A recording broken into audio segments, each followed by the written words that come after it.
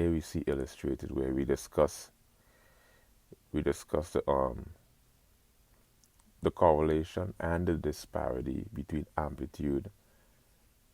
and frequency.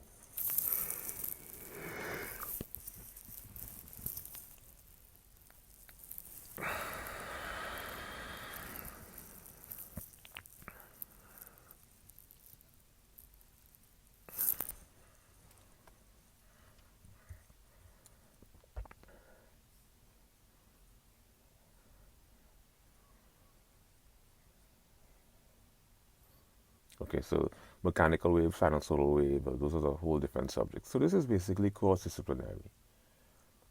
We studied music, but from a physics standpoint, we study what is amplitude, what is frequency, what is velocity, what is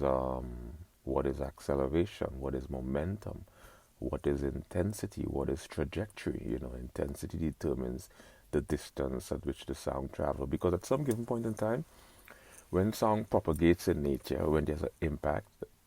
that creates a force, that creates an energy